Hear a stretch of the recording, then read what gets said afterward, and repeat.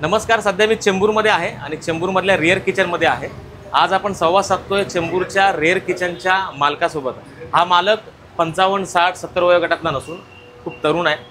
नेमकी याची यशोगाथा आपण काय आहे हे जाणून घेणार आहोत। माझ्यासोबत आहे जागृत सोबत आपण संवाद साधणार आहोत।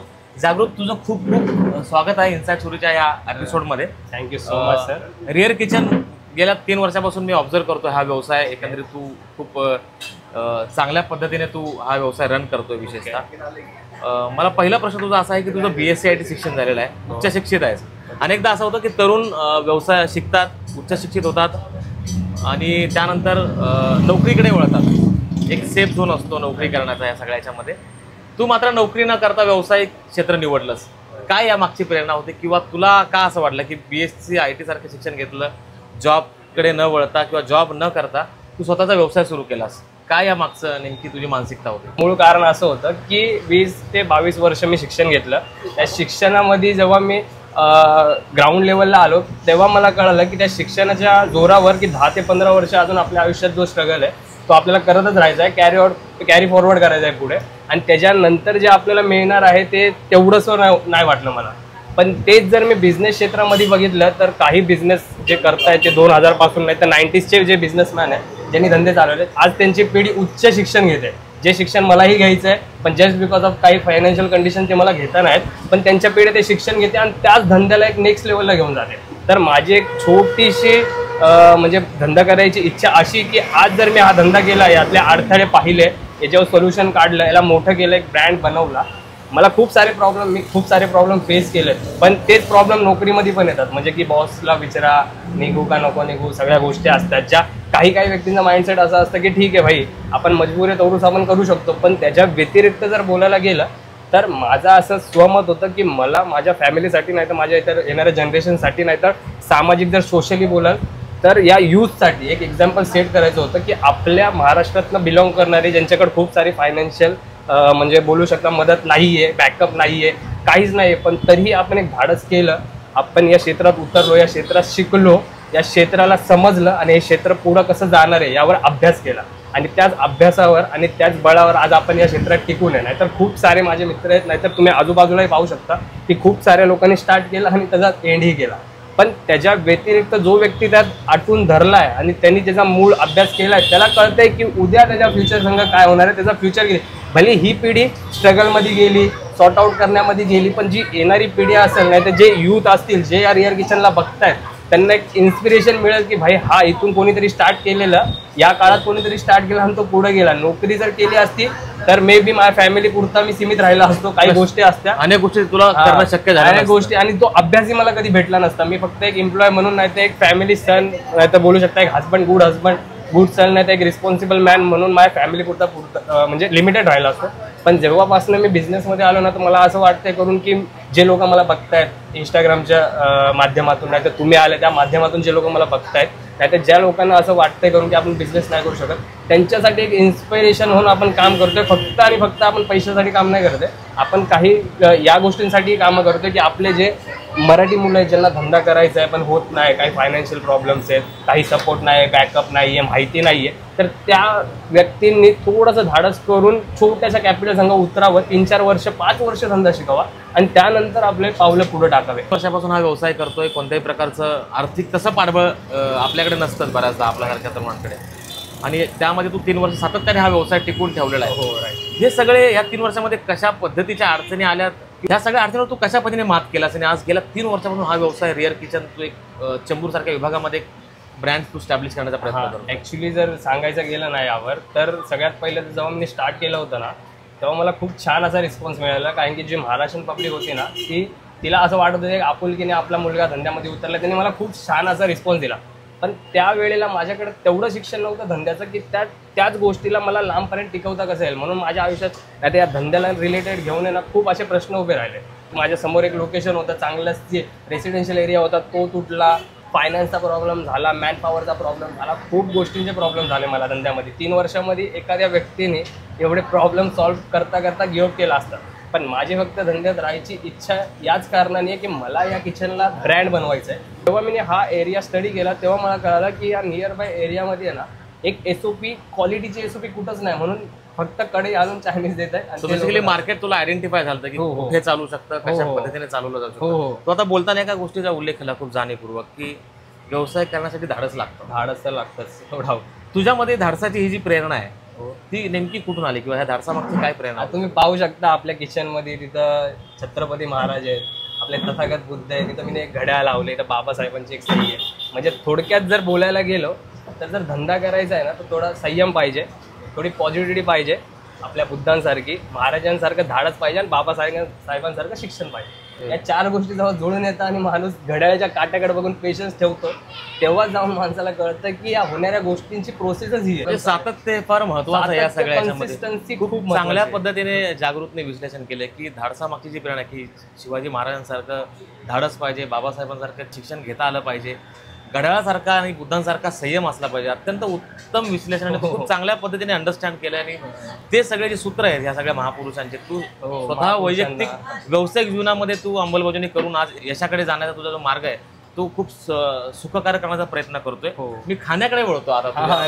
नक्की. आपण ज्या विषयावर आपण बोलतोय ह्या तुझ्या रेस्टॉरंटचा बेसिकली USP काय? ते नवीनच असेल कस्टमरसाठी बघायला गेलं तर तुम्ही व्हेज खात असाल ना तर एक शेजवान फिंगर करून व्हेजिटेबल सोबत येते, ती एक झालं. एक व्हेज स्प्रिंग रोल आहे, तो पण खूप डिलिशियस आहे. कॉलेज स्टुडंट पासून प्रत्येक वयोगटातले लोक एकदम आवडीने खातात. यासाठी तुम्हाला यावं लागेल. आणि आपलं एक सूप पण आहेत 2 ते 3 प्रकारचे, तेही खूप म्हणजे खूप लोकांना आवडतात.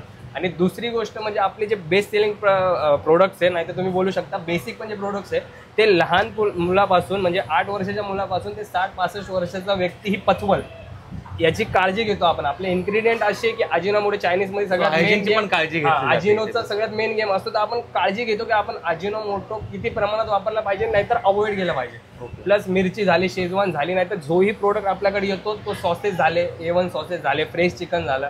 म्हणजे जी मुस्लिम कम्युनिटी हलाल चिकन खाते, ॲज पर इस्लामच्या प्रॅक्टिसनुसार ते लोक हलाल खातात, पण आपण हलाल सोबत चिकन फ्रेश पण आहे आणि इझी टू डायजेस्ट पण आहे, जी ही काळजी घेतो आपल्या मराठी कस्टमरसाठी. आणि प्रत्येक कस्टमरसाठी आपण एकदम स्पेशल काळजी घेतो की आपल्या आतमधले जे पण आयटम्स बनत आहेत ना ते एकदम बेस्ट क्वालिटीमध्ये बनत आहेत आणि ते त्याच दिवशी संपतात आणि दुसऱ्या दिवशी फ्रेश माल बनतो आणि फ्रेश विकला जातो.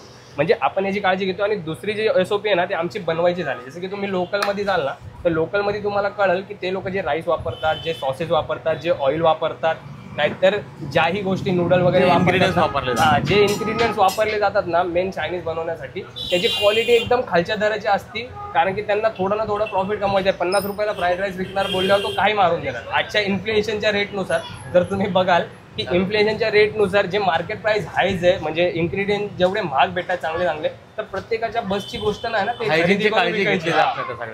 ते पचलं पण पाहिजे. आता मी तुम्हाला उल्लेख केला की मी स्वतः चायनीज खायचो, त्यानंतर मला कळलं यार माझ्यासारखे खूप कस्टमर्स आहेत जे चांगले चायनीज शोधतात पण ऑप्शनच नाहीये. म्हणून आपण त्याच कारणाने रिअर किचनचा कॉन्सेप्ट उभा केला की हा रिअर किचन आहे ना, ह्याच्यात थोडक्यात बोलायला गेलं ना की हे बहुतेक रिअर आहे. हे जे लोकेशन आहे ना त्या नावामागचं मला लॉजिक तुला विचारायचं होतं की रिअर या नावामागचं रिअर या नावामागचं बेसिकली कारण असं आहे की रिअर म्हणजे एकदम क्वचित म्हणजे या लाईनीमध्ये तुम्हाला जास्त जागे अवेलेबल नाही भेटणार. म्हणजे चायनीज मी कोणत्याच प्रकारे चायनीज इज गुड फूड असं प्रोव्हाइड नाही करत आहे, पण लोकांना खायचं आहे. 70% लोकांना चायनीज खायचं आहे, पण आपण त्यांना कशा पद्धतीने चांगल्या पद्धतीने सर्व करू शकतो. कारण की तुम्ही आणि मी कितीही हेल्थ कॉन्शियस झालो तरी आपण कधीतरी बाहेर गेलो, स्मेल आला तर आपण चायनीज खाणारच. कारण की तो ह्युमन नेचर आहे, आपली ह्युमन टेस्ट डेव्हलप झाली त्या गोष्टींना घेऊन.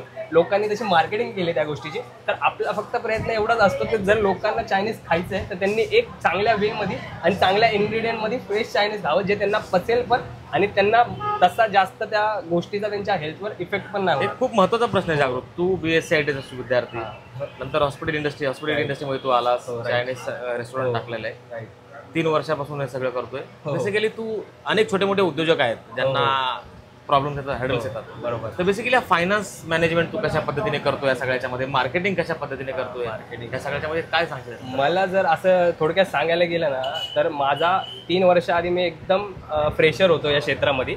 या रिअर किचनमध्ये ज्या अडचणी आल्या ना त्यातनं मला ते नॉलेज आलं की काही गोष्टी कशा फेस करायचे, काही गोष्टींचे कसे बजेट बनवायचे. म्हणजे जेव्हा मी स्टार्टिंगला उतरलो ना रिअर किचनला एक फायनान्स घेऊन, तो फायनान्स पुरेसा नव्हता.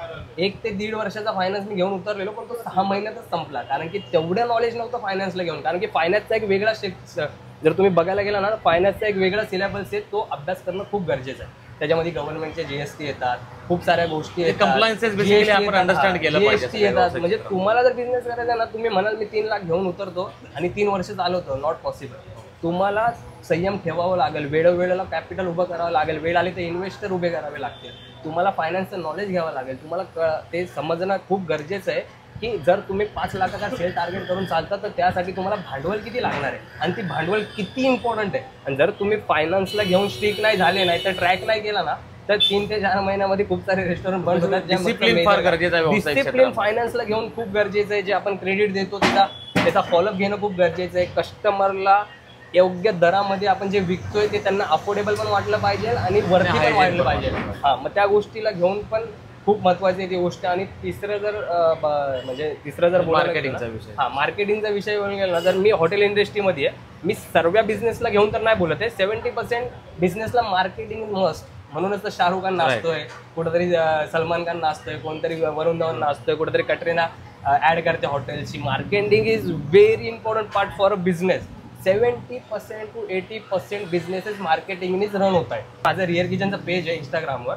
मीही छोटे छोटे व्हिडिओ, रील्स, नाहीतर जे पण माझ्या फूडची माहिती आहे, नाहीतर टेस्ट आहे, नाहीतर रिव्ह्यू आहे, शेअर करत असतो. लोकांना ते आवडतात. ओकेजन वाईज जर काही असेल, भीमजयंती असेल, गणपती असतील, नाहीतर शिवजयंती असेल, काही असे जर फेस्टिवल्स आले ना, तर त्याचा एक छोटासा क्लिप रिअर किचन संघ जोडून टाकतो ना, लोकांना ते आपलं पण वाटतं. ते रीच आउट करतात आणि मग ते माझ्यापर्यंत पोहोचतात आणि ते प्रोडक्ट घेतात आणि त्यांना खूप छान वाटतं की नाही, जसं बोललं तसंच मिळलं. म्हणजे हे खूप महत्त्वाचं आहे. याच्या मागे आम्ही खूप काळजी घेतो आणि प्रत्येक महिन्याला आम्ही काळजी घेतो की जो मार्केटिंग बजेट असेल ना, त्या अकॉर्डिंग ती मार्केटिंग झालीच पाहिजे. जसं की तुम्ही पाहू शकता, मी तिथे स्टिकर पण लावलंय, प्लस मी पॅम्पलेट्सही देतो. मी इंस्टाग्रामवर पण ऍक्टिव्ह आहे, मी फेसबुकवर पण ऍक्टिव्ह आहे, मी युट्यूबवर पण, सगळ्या सोशल मीडियावर सगळ्या एक जाता खूप शेवटचा आणि महत्वाचा प्रश्न आहे की आपल्या सगळ्या चर्चेमध्ये खूप महत्वाचे मुद्दे तू उपस्थित केले. मार्केटिंग पासून डिसिप्लिन आहे, सातत्य आहे, या सगळ्या याच्यामध्ये. शेवटचा प्रश्न की अनेक तरुण उद्योजक ही मुलाखत बघणार आहे. हो. अनेक जण ऑलरेडी व्यवसाय करतायत, काही जण व्यवसाय करू इच्छित आहेत. त्या तरुणांना तू शेवटचा संदेश काय देणार आहे? कारण मी जाणीवपूर्वक हा प्रत्येक व्यावसायिकाला प्रश्न विचारतो. प्रत्येकाचा अनुभवानुसार तो सल्ला देत असतो किंवा मोटिवेट करत असतो, इन्स्पिरेशन देत असतो. या सगळ्याच्या मध्ये तू काय शेवटचा सल्ला देईल अनेक तरुणांना? माझा शेवटचा सल्ला सगळ्या प्रथम तर मित्रांनो, की मी अजून माझ्या आयुष्यात एवढा मोठा एक्सपिरियन्स नाही घेतलाय की मी तुम्हाला इतके मोठे सल्ले देईल.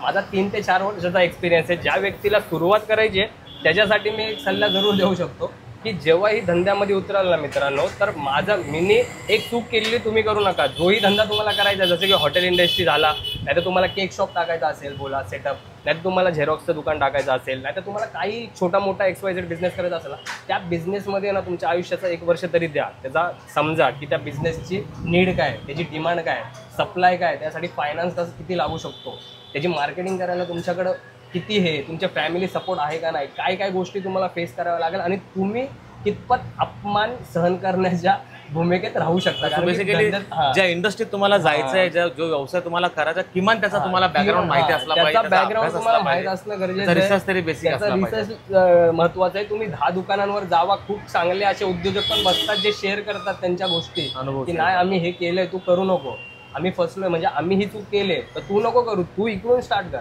म्हणजे भले तू 1 वर्ष थांब, तुझं काही उसळतं रक्त असेल तू स्टार्ट कर, पण किमान त्या गोष्टीचा अभ्यास कर जी गोष्ट लय महत्वाची. नाही तर 6 महिन्यात ते रक्त थंड पडत आणि तो धंदा बंद होईल.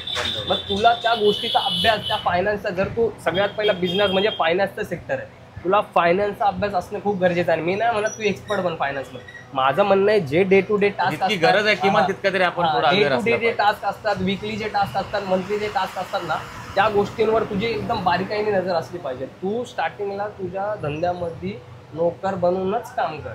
तुला जे सर्व्हिस मॅन पॉवर द्यायची ते काय, त्यानंतर तुझ्याकडे उरतायत काय, आणि जे उरलेले फंड्स आहे, नाही तर तुझा प्रॉफिट होतोय तर ते तू कशा ठेवतोय, तुझ्याकडे इमर्जन्सी फंड्स आहेत का, या सगळ्या गोष्टीचा एक रायटिंगमध्ये रिपोर्ट बनवलाय. त्या समजून घे, 4 लोकांना भेट. कारण की ₹1,00,000 पण जर अमाऊंट आपण टाकतो ना, ती पण खूप मोठी असते. 10 महिने काम करावं लागतं एका सामान्य घरातल्या मुलाला त्या अमाऊंटसाठी. आपल्या घरातला बॅकअप नसतो, आपल्याकडे सपोर्ट हाच आपला बॅकअप असतो की बाबा कर, धंदा करतोय कर, आमच्याकडे भांडवल नाही, तू तुझ्या कष्टाने कर.